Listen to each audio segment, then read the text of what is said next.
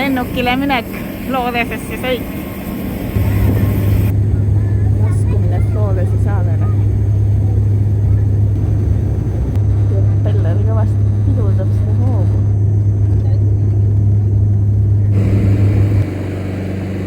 Flores. Tundub, et lennujaam paistab siis siuke päris väike.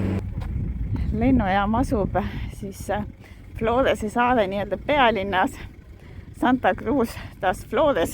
Mis ma ütlesin nii öelda on sellepärast, et Floresi saarel elab nii vähe elanikke, 3500, et ma ei tea, kas siin miski päris linnamõõtu välja annab, aga igatahes siin ma maandusin.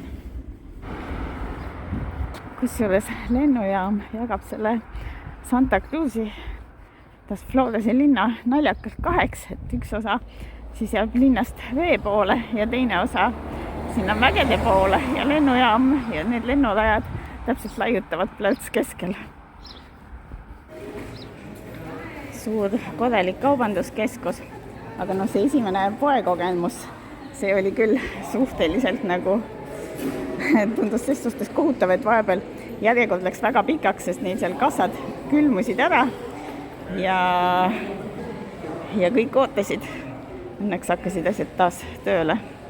Ja letid on ka suhteliselt tühjavõitu. Seda ma tegelikult lugesin juba eelinfo põhjal, et Flores on kaugel Läänegrupi saar muudest kohtadest ja turiste käib siin, paistab, et palju terve suur lennukitäis tuli ja nad ostavad ka palju süüa. Nii et igast kaubavalikust nagu 1-2 valikut oli nagu eelviimase või viimase asja võtsin ära.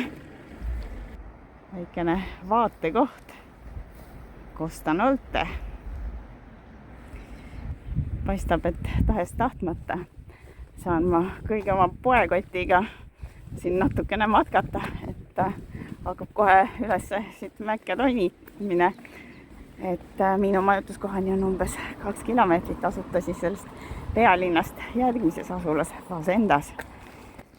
Sealt üle vee see väljaulatuv kivimürakas, mis justkui paistab, et see peaks olema Corvo saar, siis teine Assooride Läänegrupi saartest ja nagu näha, ma siiski matkarajad päris järgi, et tulin suurele teele oma toidukottidega marssima, sest siin mäest ülest alla on isegi raske, et ei tasu veel raskemaks teha oma elu, kui see niigi on.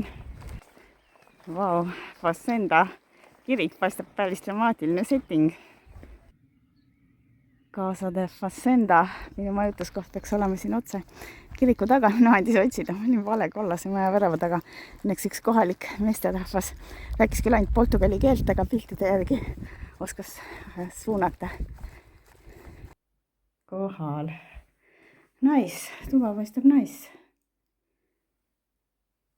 Ja lubati kasutada tervet siis alumist kodust, tundub, et see on niisugune Airbnb tüüpi majutus.